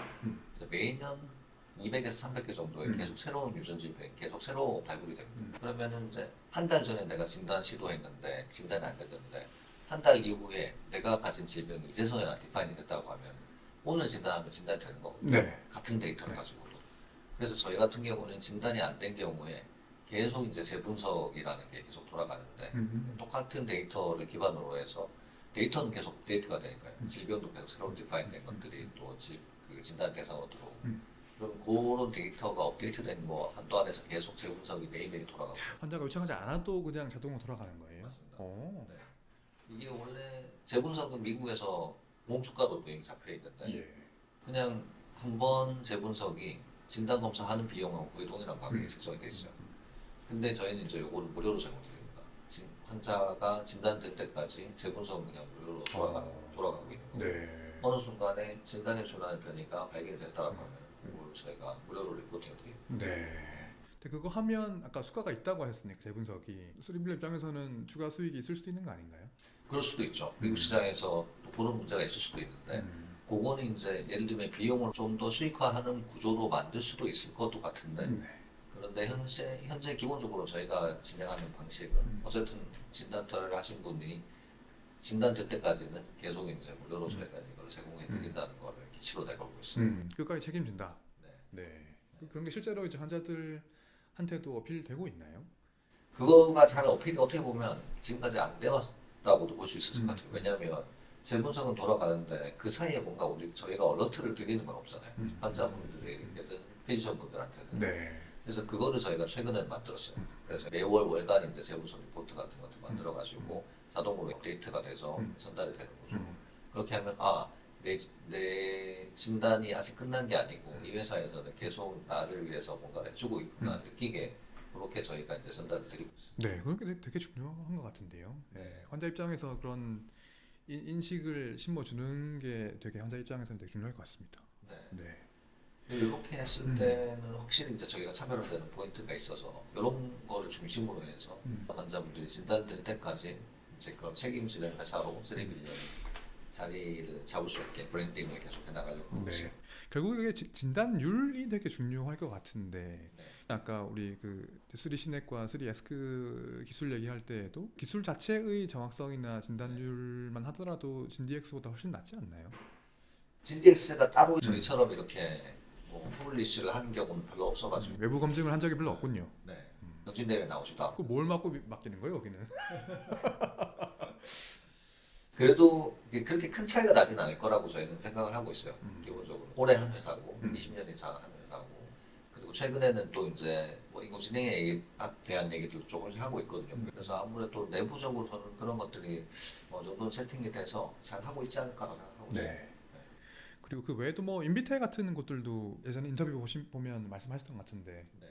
인비테도 있었고 센토진도 있었고 근데 인비테는 매출이 한 7천억, 8천억 할 때 이 희귀질환에 대한 거는 한 2, 300억밖에 안 됐거든요. 네, 여기 뭐 워낙 이것저것 다 하는 네. 회사에서 네. 유전자 관련해가지고. 네. 네. 그래서 희귀질환 진단으로는 크게 포커스를 안 하는 회사였다고 볼 수 있을 거예요. 독일의 센토진 같은 회사는 이제 희귀질환 진단에 이제 많이 포커스를 했는데 그 회사도 이제 2006년에 스타트를 해서 크로모좀 마이크로레이부터 이제 시작한 회사였거든요. 마찬가지로 어떻게 보면 센토진도 레거시가 너무 많았고 저희는 이제 엑솜 지nom으로 포커스를 해서 변이 해석 기술에 이제 포커스를 하는 회사로 이제 계속 이렇게 하고 있었는데 디스트랙션이 너무 좀 많지 않았나 회사의 사업 성장에. 그래서 최근엔 거기도 또 그렇게 뭐 좋은 모습 못 보여주고 있어가지고 인비테와 센토진이 어떻게 보면 글로벌에서 경쟁력을 좀 잃어가는 상황이고 반대로 저희는 이제 성장을 하고 있기 때문에 이런 부분 글로벌에서 경쟁에서 보면 오히려 저한테 좀 좋은 상황으로 전개가 좀 되고 있습니다. 네, 이 두 회사가 좀 빠지는 부분들이 오히려 저희가 이제 거기서 점유율 높여가는 구조로 그렇게 지금 전개가 되고 있어요. 그러니까 진디엑스도 그렇고 센토진은 처음 듣는데 센토진 그런 거 한 20년 됐다고 하시면 그러니까 NGS도 없을 때 시작한 회사이고 맞습니다. 인공지능도 지금의 뭐 딥러닝 같은 게 나온 게뭐한 2013년 14년 정도니까 완전히 예전 기술로 시작해가지고 그만큼 레거시가 더 많이 쌓여 있다고 볼 수도 있겠네요. 그렇죠. 네. 회사 DNA를 한 번에 바꾸는 게 쉽지가 않기 때문에 네, 그런 부분이 좀 어려운 부분이었지 않나 네. 싶은 생각이 듭니다. 네. 그만큼 3빌리언의 기회가 더 많이 있다 이런 말씀이신 것 같습니다. 신기하게도 글로벌에서 저희한테 유리한 그런 흐름들이 계속 만들어지고 있는 것 같아가지고 네. 저희 내부적으로 우주의 기운이 오르고 있다 그렇게 말씀을 드리고 있습니다. 네. 지금 우주의 기운을 모아가지고 그 사업적인 성과를 조금 얘기해 보려고 하는데요. 이제 사실 그 정말 그렇게 말씀하실 정도로 최근 몇 년 동안에 되게 매출 등등해서 폭발적인 성장을 지금 하고 계시나요? 그래서 그런 얘기를 좀 부탁드리겠습니다. 저희가 매출 성장이 본격화된 거는 2001년부터였던 것 같아요. 그때부터 이제 조금씩 매출이 늘어나기 시작해서 2023년에는 22년 대비해서 3배 정도 성장을 했고요. 네. 올해도 이제 반기까지 보면 작년도 대비해서 3배 성장하는 흐름이 계속 만들어지고 있거든요. 그래서 이 흐름은 꾸준히 어느 정도는 저희가 꽤 유지될 수 있을 것 같고 매년 3배 성장으로. 이거를 지금 한 5년 정도 유지하면 엄청난 제 숫자가 되거든요. 예. 그래서 그 정도는 갈 수 있지 않을까, 목표로 충분히 할 수 있지 않을까 예. 생각하고 있어요. 그래서 5년 내로 목표는 1,000억 정도 가는 걸로 보고 예. 있습니다. 그러니까 지금 이제 이거 공개된 데이터이기 때문에 사실 2020년에는 매출이 거의 없었고 사실은 2,500만 원이었고 연매출이 23년에는 27억 원으로 거의 100배 이상 성장을 네. 하셨고요. 그 20년도에 비해 가지고서는 네. 올해가 방금 말씀하신 대로 이제 전년 대비 3배 매출도 네. 성장이 지속되고 있다. 예상하신다면 올해 매출이 그래도 작년 대비한 작년에도 보면 하반기가 좀 매출이 높았어가지고 한 80억? 3배까지 갈 수 있을지 잘 모르겠는데 2배에서 3배 사이 예. 그 사이에 어느 쯤일 것 같습니다. 그럼 이제 그 매출이 발생을 어디에서 하고 있나요? 매월 이제 저희가 트래킹을 해보면 해외 매출 비중이 계속 이제 올라가고 있거든요. 7월 기준으로 보면 75% 정도까지 올라가 있고요. 작년에 50% 정도예요. 그래서 그 비율이 계속 이제 올라가고 있다고 보시면 될 것 같습니다. 그러니까 해외 시장이 훨씬 크니까 그 비중이 올라간다는 말은 매출이 늘어난다는 말씀이신 것 같고, 맞습니다. 네. 국가별로 보면 그러면 어디가 제일 많이 써요? 국가별로 보면 저희가 지금 멕시코나 말레이시아 이런 시장이 제일 큽니다. 당연히 미국일 줄 알았는데 왜 그런가요? 미국은 이제 보험 중심의 이제 시장이기 때문에 보험 시장에 간다는 건 결국 현지에 가서 현지 피의자분들 이제 선택을 하고 보험 청구를 하는데 필요한 여러 가지 이제 그런 일들이 있잖아요. 사실은 이제 유사 검찰회사들이 그 일을 대신해 주거든요. 예. 저희가 이제 그 부분을 안 하고 있기 때문에 미국에서 매출이 뭐 많이 올라와 있지는 않은 상태인 거거든요.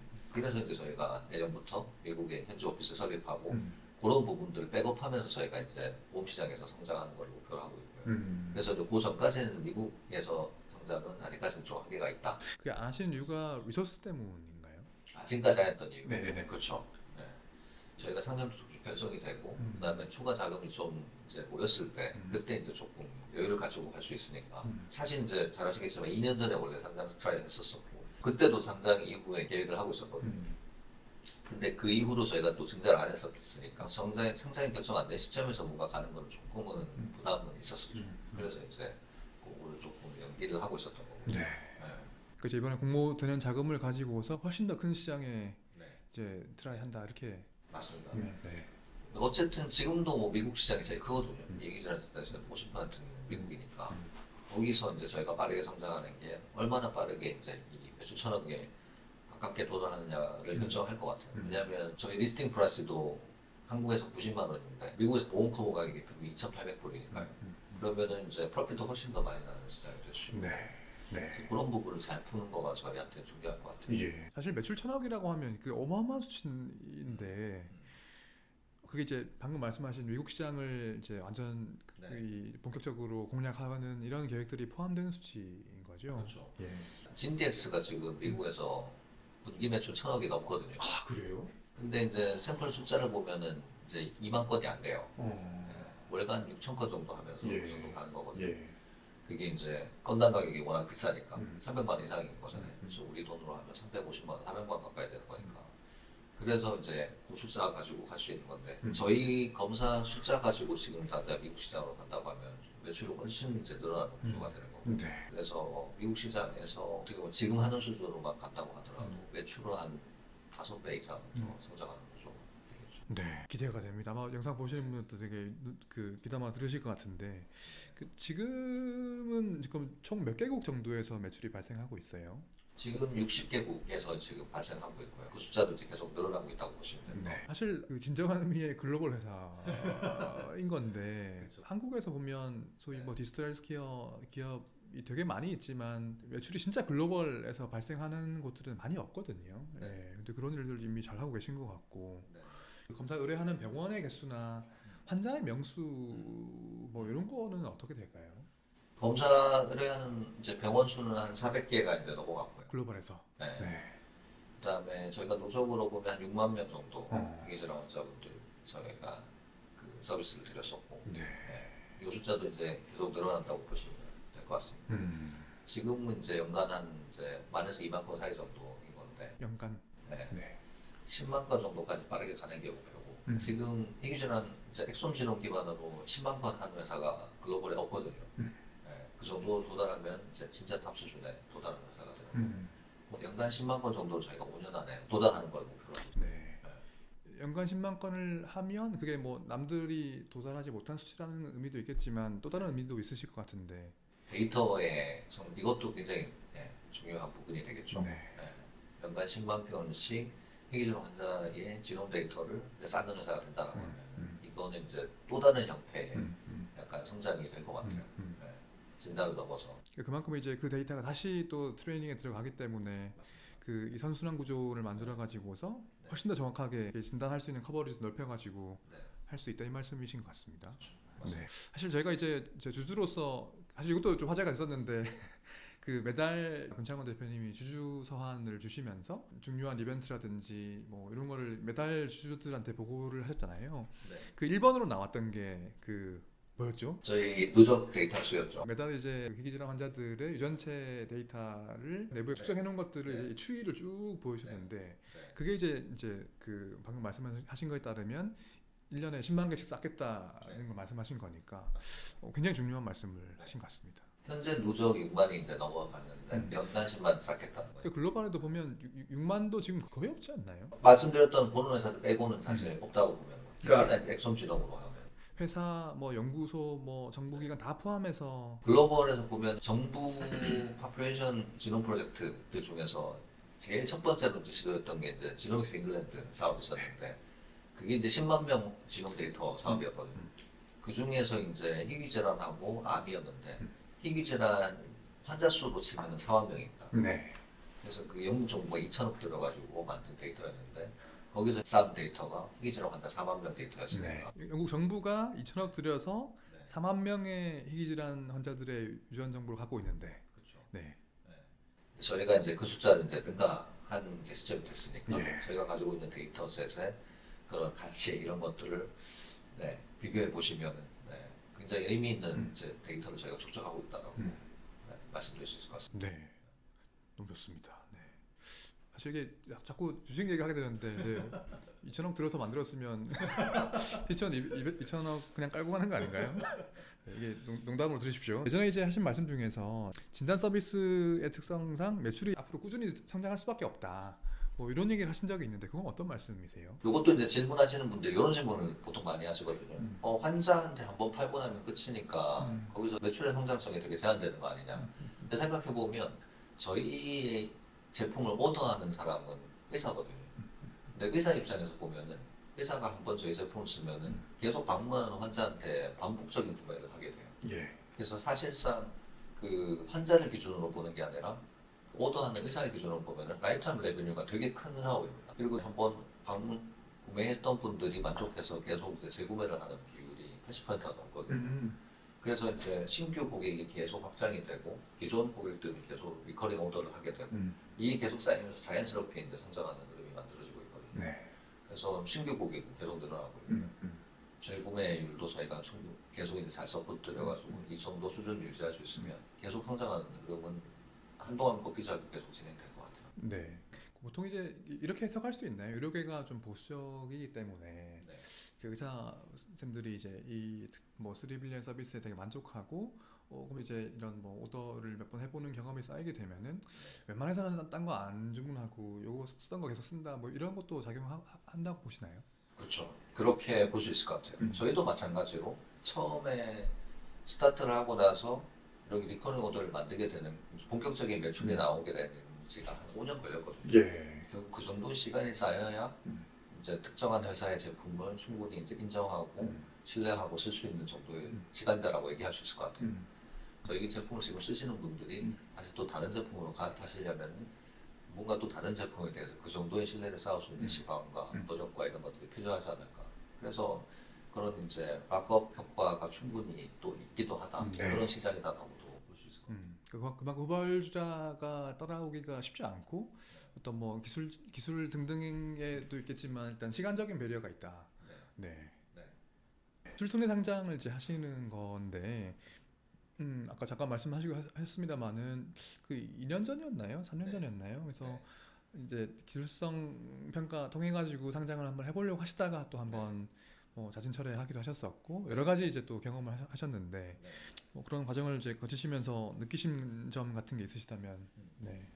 기술성 특례 상장이지만 기술성에 대한 거를 이제 기술성 이제 평가를 거치고 나면 그러면 평가를 거치고 난 회사들에 대해서는 더 이상 기술에 대한 거 가지고 단체를 걸지는 않는 것 같아요. 그 이유는 뭐가 되냐면 결국은 사업성이거든요. 그래서 결국은 상장을 하려는 회사들은 우리 회사의 사업성을 얼마나 잘 증명을 했는지 근거가 있는지 이거가 이제 가장 핵심이 되는 부분인 것 같아요. 그게 충분하지 않다라고 하면은 상장 철회하는 경우가 크게 의미가 없는 일이 될 수도 있고요. 시간 낭비가 될 수도 있고 저희도 사실 그 2021년에 기술성 평가를 받고 2022년 4월부터 8월까지 상장 예심 심사를 받았었거든요. 근데 2021년엔 저희가 매출이 5억 5천 정도 찍혔었고 그 정도 가지고 사실 이제 상장 트라이를 한 거거든요.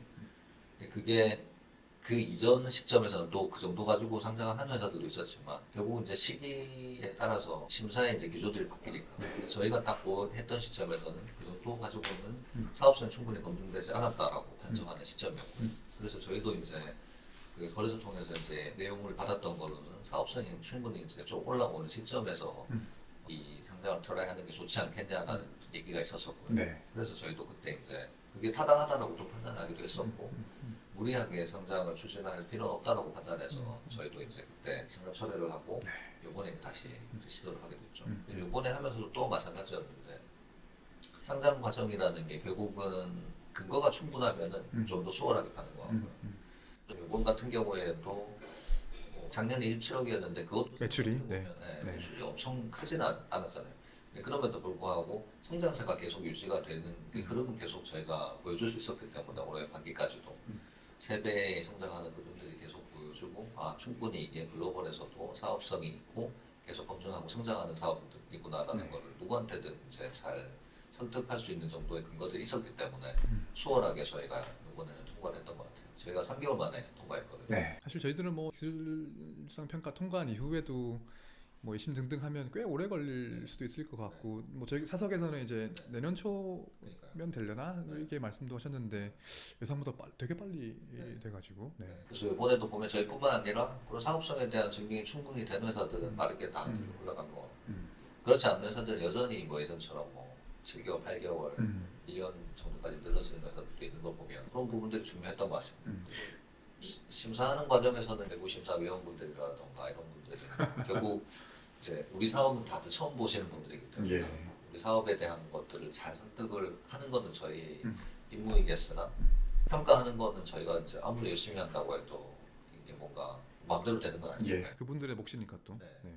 그런 부분들에 조금 좀 필요한 것 같습니다. 결국 매출이 지금 수년 동안 잘 성장하고 있는 것이 이제 사업성 측면에서 좋은 평가를 받았다는 말씀을 하시는 것 같습니다. 그 기평 통과해가지고 상장을 계획하시는 이후에 오실 기업들은 또 참고하시면 좋을 것 같고요. 이게 워낙 또 그 말씀하신 대로 시기에 따라서 기조가 조금씩 바뀌기 때문에 근데 이제 최근에 보면 기평으로 상장한 기존 회사들이 사실은 뭐 이후에 성적이 썩 좋지 않기 때문에 더 깐깐하게 보시는 기조가 더 유지가 되지 않을지 하는 뭐 그냥 생각을 하게 됩니다. 네. 저희가 올라가서 되게 모습을 잘 보여서 뒤에 올라오시는 분들한테 저희가 득이 될 수 있고요. 네. 해보겠습니다. 네, 그 기평의 문을 더 넓혀주시는 걸로. 네. 사실 이게 그 디지털 헬스케어 분야가 기평에서 여러 가지 사실 평가가 이제 그 잣대들이 있다는 얘기들이 있거든요. 제가 뭐 여기서 지금 다 공개적으로 말씀드리기는 어렵지만, 그래서 사실 선배 기업들이 그거를 되게 잘하는 게 되게 중요한 것 같아요. 그래서 후배 기업들의 문을 열어주기 위해서라도 그만큼 이제 역할이 이제 크신 것 같습니다. 네. 네. 그러면 이제 IPO 이후의 계획을 한번 여쭤볼까요? 뭐 사실 이전 다른 인터뷰에서 이제 페이즈 1, 페이즈 2 이런 말씀을 하시기도 하셨고 저희 주주들한테 보내신 마지막 이제 주주서한에서도 이제 페이즈 1을 끝내고 페이즈 2로 이제 들어간다 이런 말씀하셨는데 네. 이제 그 페이즈 2는 1과 어떻게 달라지게 되나요? 어떻게 보면 페이즈 1은 이제 연구 개발도 많이 했었고 그다음에 초기 이제 사업에 대한 검증이 이제 완료된 딱 그 정도 시점이라고 보고요. 페이즈 2는 이제 진짜 본격적으로 저희가 사업적으로 글로벌에 나가서 글로벌 경쟁사들하고 경쟁하고 거기서 이제 승리하고 계속 성장해 나가는 거 이거를 더 속도를 빠르게 하는 거 예. 그거가 페이즈 2의 핵심적인 이제 일이 될 것 같고 뭐 페이즈 1에 비해서는 훨씬 더 어떻게 보면 어려운 이제 숙제를 저희가 하게 될 거라고 저희는 보고 있습니다. 이제 기업 공개로 모은 자금을 아까 이제 뭐 미국 보험 시장 진출하시는 거 이런 거 말씀하신 것도 있고 또 이외에도 뭐 어떻게 쓰실지 계획이 있으신가요? 네, 저희가 이제 결국 진단에서 성장하는 거가 하나가 있고 진단에서 성장하는 만큼 데이터가 축적이 돼서 이걸 가지고 더 잘할 수 있는 여러 가지 일들 중에서 네. 신약 개발을 저희가 새로운 신규 사업으로 저희가 보고 있거든요. 그래서 신약 개발에 대한 것도 사실 저희가 꽤 오랫동안 하고 있고요. 올해 아마 이제 초기 이제 결과들은 이제 논문이나 이런 것들은 좀 출판이 될 거거든요. 그래서 지금 프리프린트로 나가 있는 것도 있고 여러 개의 논문들이 나가고 그다음에 저희가 이제 초기 이제 파이프라인으로 저희가 이제 셋업하려고 하는 여러 이제 후보 물질들이 있는데 전임상 초기 단계의 인비트로 이제 실험 검증 단계에 와 있는 물질들이 꽤 있거든요. 예. 그래서 이제 이런 것들에 대한 이제 석세스 사례들이 조금 나올 것 같고 결국은 이제 페이즈 2에서 여기에 대한 부분 그리고 신약 개발에서 성장하는 부분들이 또 한 축이 될 거예요. 요거 조금 더 자세하게 여쭤봐야 될 것 같아요. 사실 저도 이거 보고 잘 모르거든요, 실제로. 희귀질환의 유전 변이를 잘 판별하고 그걸로 진단을 하는 역량하고 희귀질환에 대한 이제 신약 개발 혹은 신약 개발 후보 물질을 만들어내는 거는 좀 다른 역량이 필요할 수도 있을 것 같은데 네. 이게 기존의 비즈니스에서 어떤 식으로 확장이 되는 건가요? 결국 이제 희귀질환 놓고 보면은 8,000개 질병 중에서 지금 한 350종 정도에 대해서 이제 약이 있고 나머지는 약이 없거든요. 네. 그러면 특정한 이제 질병에 대해서 노블 타겟을 찾는 것부터 이제 시작인데 저희가 이제 데이터를 계속 축적을 하다 보면은 요거를 가지고 가장 명확하게 할 수 있는 게 남들보다 잘할 수 있는 게 요 타겟 발굴이거든요. 네. 어떤 타겟을 했을 때 특정한 희귀질환을 잘 치료할 수 있는지 요 연결고리를 찾는 거. 예. 그거를 되게 이제 유전학 기반으로 굉장히 이제 근거를 굉장히 높은 수준으로 저희가 제시할 수 있는 거. 그거가 이제 가장 이제 차별화되는 포인트라고 얘기할 수 있을 것 같아요. 데이터를 가지고 있는 쪽에서 그렇지 않은 회사들이랑 비교되는 예. 부분들이. 최근에 글로벌에서도 보시면은 인공지능 신약 개발이 한동안은 이제 스몰 몰리큘을 디자인하는 거 생성 모델 기반으로 요거가 좀 중심이 되어 왔는데 여기서 석세스가 별로 없다 보니까 사실 지금 기조가 조금 바뀌었거든요. 인공지능 신약 개발은 오히려 타겟 발굴, 노블 타겟 발굴 쪽으로 오히려 방향이 좀 틀어져 있고 결국은 그렇게 잘 하려면은 그 학습할 수 있는 데이터들이 이제 있어야 되는 거. 어떤 형태로 저희처럼 이제 실험 데이터를 기반으로 하든 예를 들면 미국에서 최근에 자이라라는 회사가 1조 투자를 받으면서 예. 사업을 이제 시작한 회사가 있는데 그 회사의 사업 계획을 보면 1조 투자 받은 이유가 있더라고요. 두 개 회사를 인수하면서 시작하더라고요. 인공지능 모델에서 쓸 수 있는 학습 데이터 생성하는 회사 두 개. 단백질 인터랙션 데이터를 만들어낼 수 있는 거나 그다음에 일루미나의 특정한 이제 셀 실험하는 그 데이터를 생성할 수 있는 회사 이두 개 회사를 인수하면서 시작하는 거죠. 예. 결국은 인공지능 신약 개발은 데이터의 차별성을 기반으로 해서 예를 들면 노블 타겟을 발굴할 수 있는 것 이쪽으로 지금 방향이 좀 틀어져 있는데 그 흐름하고도 저희가 하려는 방향하고 그게가 좀 비슷한 것 같아요. 네. 저희는 이제 지놈 데이터를 환자 지놈 데이터를 기반으로 해서 지금 약이 없는 희귀질환에 대한 이제 노블한 타겟을 발굴하는 거에서부터 시작해서 이제 뒤쪽에서는 저희도 이제 스모몰리큐 기반이거든요. 그래서 그 타겟을 잘 조절할 수 있는 화학고포를 또 이제 그 표적을 또 찾고 그 안에서 이 부분을 잘 조절할 수 있는 스모몰리큐를 디자인해서 이렇게 이제 시작 호흡물질까지 이제 개발을 한다. 그게 이제 저희의 전체적인 방향성입니다. 네. 그 특정 희귀 질환에 대한 원인이 되는 유전 변이를 발견할 수 있으니까 그게 이제 유전 변이가 결국에 단백질이 되는 거니 타겟으로 할 수 있는 단백질을 이제 특정할 수 있다는 말씀이신 것 같고 그렇게 해도 되고 예. 아니면 그냥 데이터 모인 걸 가지고 사실 인공지능 모델로 이제 쓸 수가 있거든요. 예를 들면 저희 데이터를 가장 심플파이 하면은 그냥 2차원 매트릭스로 설명드릴 수 있거든요. X축은 이제 지놈 예를 들면 1번부터 35개 DNA 네. 그 다음에 Y축은 환자의 피노타입 증상 데이터들 증상 데이터도 이제 HBO 기준으로 한 10,000개 정도 되거든요. 요 데이터가 계속 이제 잘 쌓이는 거죠. 그러면 이제 질병이라는 걸 정의해 보면 질병은 증상의 सब셋. 증상 A, B, C가 있으면 질병 1. 증상 뭐 4, 5, 6이 있으면 질병 2. 이런 식으로 이제 정의가 되는데 그러면 요 데이터가 굉장히 충실하게 계속 쌓인다고 하면은 어떤 질병을 찍든 간에 요 관련된 질병에 대한 증상과 연관되어 있는 요 유전자들을 끌어낼 수가 있는 거거든요. 여기서 이제 노멀한 것들을 찾아내는 게 네. 되겠죠. 알려진 거 빼고 알려지지 않은 건데 굉장히 뭐 질병하고 상관성이 높은 거야. 이런 것들이 이제 노멀한 타겟이 될 수가 있는 거죠. 이런 구조로 이제 간다라고 보면은 지놈 데이터가 강력할수록 어떻게 이제 시약 개발에서 더 강력하게 플레이할 수 있는지 이런 거가 좀 모델이 서는 것 같고요. 그다음에 이제 단백질 안에서도 봤을 때도 그러면 어디를 이제 타겟으로 잡아야 되지 했을 때 보면은 결국 폐소적인 변이들이 모여 있는 부분이라든가 예측 모델 예측을 잘할 수 있으면은 데이터가 없어도 이런 것들을 잘 찾아낼 수가 있겠죠. 네. 단백질 구조에 매핑해가지고 그게 특정 포켓에 뭐 모여 있다든지 이런 것들을 볼 수 있겠네요. 딥마인드도 결국 왜 알파 폴드를 만들고 난 다음에 RSS를 만들었나 네. 보면 알파 폴드는 구조는 예측을 하는데 결국 얘가 어떤 뭐 질병을 일으킨다 이런 거에 대한 것들 상관성이 없는 상태인 거죠. 알파 미센스를 하면은 얘네들이 이제 개발한 단백질 구조 안에서 미센스 변이들에 대해서는 적어도 병원성이 있는지 없는지 예측을 할 수가 있는 거죠. 네. 그러면 요 알파 미센스 알파 폴드를 엮으면은 단백질 구조를 예측하고 단백질 구조 안에서 어디를 타겟을 해야 요거를 이제 좋은 약으로 만들 수 있을지 이에 대한 것들을 클루를 되게 쉽게 찾아낼 수 있는 거거든요. 궁극적으로 보면은 딥마인드 하고 싶은 것도 결국 신약 개발일 거고 신약 개발을 잘할 수 있는 인공지능 모델을 하나씩 만들어 가고 있다. 최근에 또 단백질 그 인터랙션에 대한 이제 예측 모델도 만들었는데 그렇게 하나씩 계속 쌓아가고 있는 것 같아요. 네. 그래서 그 딥마인드도 보면 말씀하신 대로 이렇게 이 퍼즐 조각들을 하나씩 만들어서 큰 그림을 그려가고 있는 것 같은데 3빌리언도 비슷한 쪽으로 간다는 말씀을 하신 것 같습니다. 그렇죠.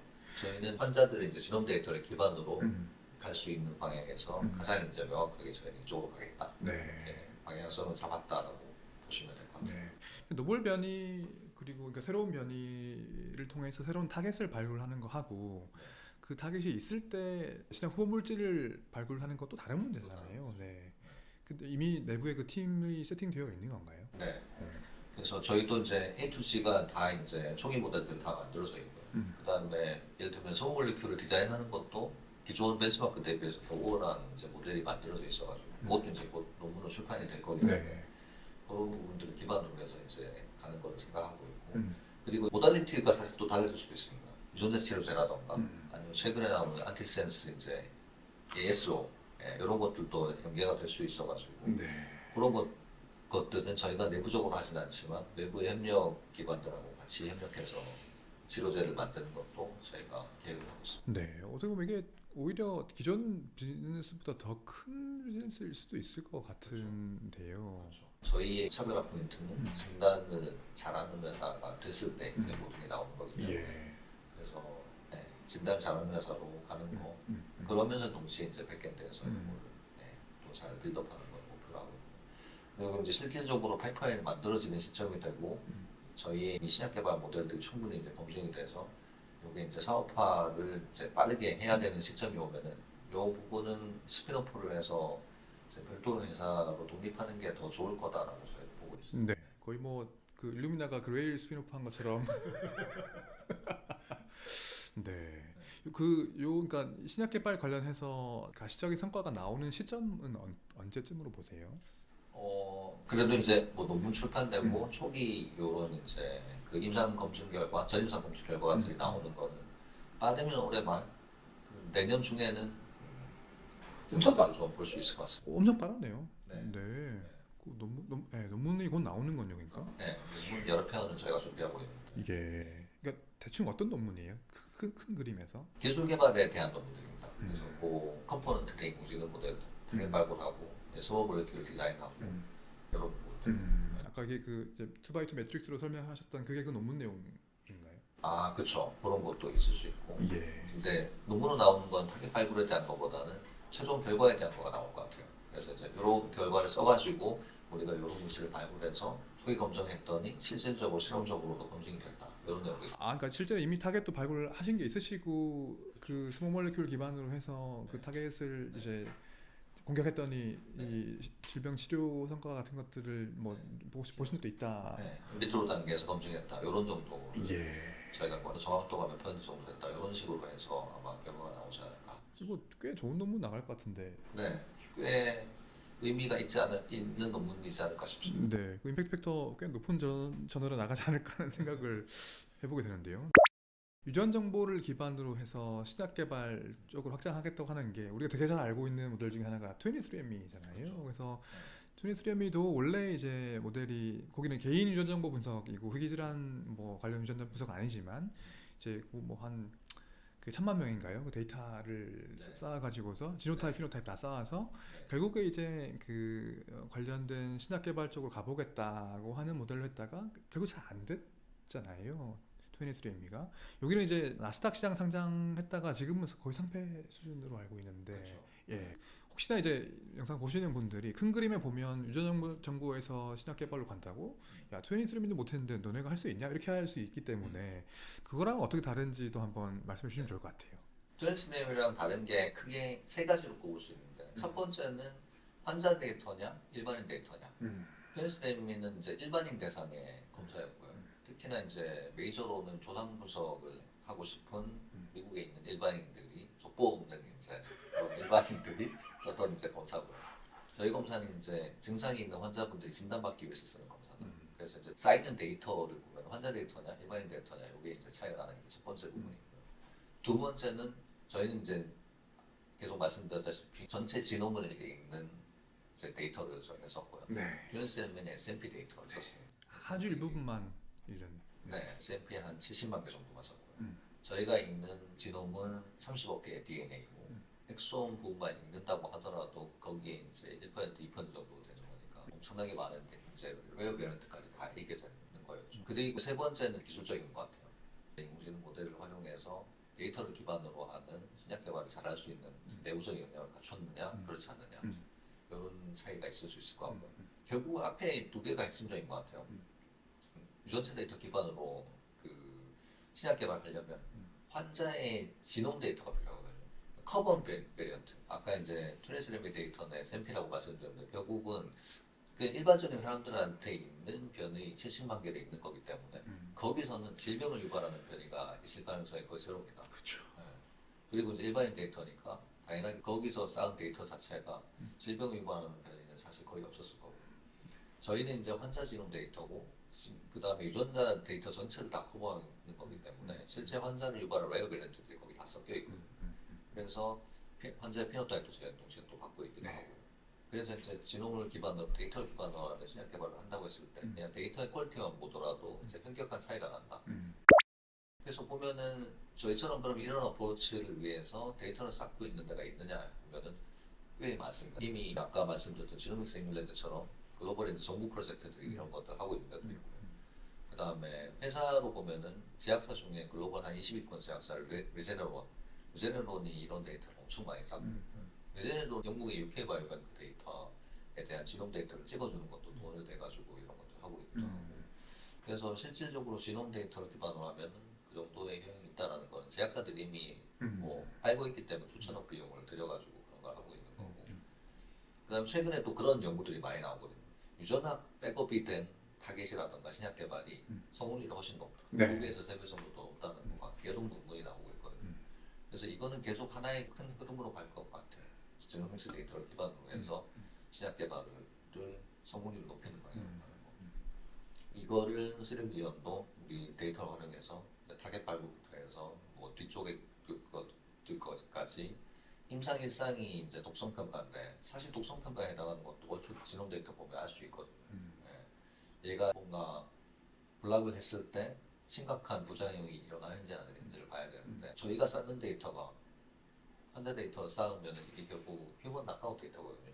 어디가 유전자 한 개가 날아갔을 때 어떤 피노타입이 나타나는지 네. 다 쌓여 있는 거잖아요. 네. 그래서 그 안정성에 대한 것도 이미 타겟 발굴하는 시점에서부터 어느 정도는 그 커버를 하고 갈 수가 있거든요. 네. 이런 것들을 할 수 있으니까 지놈을 기반으로 한 신약 개발의 성공률이 2~3배 높다라는 거가 말이 되는 것 같아요. 예. 그러니까 제약사들도 이미 그런 쪽으로 다 그렇죠. 기회를 보고서 움직이고 있는데 사실 이제 3빌리언이 지금 가지고 계신 희귀질환 환자들에 대한 데이터라든지 뭐 이런 쪽으로 보면 훨씬 더 앞서 있다고 볼 수도 있지 않나요? 그게 그 지노타입, 피노타입 다 가지고 있고 환자도 특정 희귀질환에 대한 데이터만 가지고 있고 피노타입이라 하면 이제 의사가 오더할 때 아예 EMR 데이터 기반으로 줄 거잖아요. 그러니까 의료기록 기반으로 줄 텐데 그것도 굉장히 퀄리티 높은 데이터도 같고 그래서 저희가 쌓고 있는 데이터가 꽤 경쟁력이 있는 데이터죠. 그래서 지금 제약사들하고 협력도 많이 하고 있는데 진단 지원 사업도 많이 하지만 저희 데이터 액세스에 대한 그런 문의를 주시는 글로벌 제약사도 있었어요. 네. 특히나 이제 신약 개발을 하려고 하고 최근에 이제 잘 아시겠지만 이제 승인되는 약의 한 절반 정도가 희귀질환이고 희귀약 빼더라도 한 30% 정도는 희귀질환 치료제가 매년 이제 FDA 승인받는 약이고요. 그럼 얘들이 하고 싶은 것 중에 하나는 그냥 실질적으로 우리가 타겟해서 약을 내면 실제 알려져 있는 플리블런스 빼고 실제로 그러면 그 필드에서는 몇 명이나 이 환자들이 발굴될 수 있지? 이거 되게 중요한 문제거든요. 네. 이게 이제 자기네들이 매출하고 직결되는 문제니까 그런 거에 관심을 가지는 데들도 꽤 많았고 자기네들 타겟하는 요 유전자에 문제가 있는 사람들 3빌리언 내에서는 지금 몇 명이나 찾아줬고 이게 대륙별로 보면 어느 정도나 국가별로 어느 정도나 이제 분포해 이런 것들을 이제 물어보시는 분들이 그 글로벌 제약사도 있었죠. 네. 거기에 대해서 비용을 어느 정도나 자기네들이 지불하면 그거 우리 데이터를 알려줄 수 있느냐 이렇게 문의를 주는 것도 있었습니다. 그래서 매출 발생하신 경우가 있으세요 혹시? 지금은 없는데 저희도 되게 난감하더라고요. 비용을 어떻게 말씀드렸는지. 그래서 그러면 반대로 너네가 기존에 근거가 있었을 테니까 비용을 한번 제시해줘라고 얘기했는데 자기네들도 근거가 없다라고 해서 저희 보고 비용을 먼저 산정해주면 좋겠다라고 얘기하죠. 네. 예전에 제 기억으로는 GSK 같은 곳이었던 것 같은데 23andMe의 그 내부 DB에 독점적인 권한을 이제 확보하는 조건으로 GSK 같은 글로벌 제약사가 어마어마한 돈을 투자하게 됐잖아요. 네. 이제 또 이런 좋은 퀄리티 데이터를 다량으로 지금 축적하셨기 때문에 그 자체로도 데이터 비즈니스의 가능성이 있을 것으로 보이는데요. 네. 어떻게 보면은 그 정도까지 가기에는 아직까지는 좀 숫자 네. 부족한 것 같고 저희가 말씀드렸다시피 이제 연간 뭐 수만 건 지금도 이제 1~2만 건 하고 있지만 연간 10만 건 정도 하는 회사가 되면은 충분히 쌓인 데이터만 가지고 또 다양한 형태로 네. 사업을 전개할 수 있을 것 같다는 생각이 듭니다. 너무 좋습니다. 네. 지금 IPO 얘기 거의 마무리를 하려고 하는데요. 요 이야기를 마무리하면서 이제 그래도 3빌리언에 투자를 해야 하는 이유 같은 것들을 앞으로 주주가 되실 분들께 또 한 번 더 말씀해 주신다면. 한국에도 기존의 유전체 기반으로 하는 회사들이 꽤 많았었는데 기존의 유전체 회사들과 3빌리언 차별화되는 거는 글로벌에서도 보시면 유전체 회사들 회사들 중에서 꾸준히 크게 성장하는 회사는 진단 기반의 이제 유전자 검사를 하는 회사들이 계속 크게 성장하고 영속하고 있습니다. 미래리 제네틱스라든가 나테라 같은 회사들이라든가 뭐 이런 회사들은 뭐 연매출 1조 이상을 계속 이제 하면서 꾸준히 이제 성장을 하고 있는데 트리빌리언도 이제 단순히 이제 예를 들면은 지노무 시퀀싱 해주는 그런 용역 사업을 하는 회사 아니고 희귀질환 환자분들에 대한 진단 목적 유전자 검사를 제공하는 회사이기 때문에 그 영역에서는 계속 저희가 글로벌에서 크게 성장을 할 수 있는 회사가 될 거고요. 지금 보여드린 것처럼 저희 실적으로 계속 꾸준히 글로벌에서 성장을 하고 글로벌 이제 매출 비중이 지금 70% 넘어섰고 뭐 올해 말이 되면 80%가 될 거고 내년은 90% 육박. 그다음에 이제 미국 시장에 가서 또 보험 시장에서 크게 성장한다고 하면은 향후 5년 동안 매출 1,000억을 달성한다는 게 생각보다 그렇게 멀지 않은 미래라고 저희는 생각하고 있거든요. 그래서 이제 그런 부분에 대해서 이제 스리빌리언의 미래를 그려보시면 그러면 충분히 장기 투자를 했을 때 스리빌리언에는 투자를 통해서 많은 투자 수익을 기대하실 수 있지 않을까 네. 그렇게 예상해 봅니다. 예. 감사합니다. 그래서 이런 부분들이 그 투자에 관심 있으신 부분들한테는 좀 참고가 되지 않을까 하는 생각을 합니다.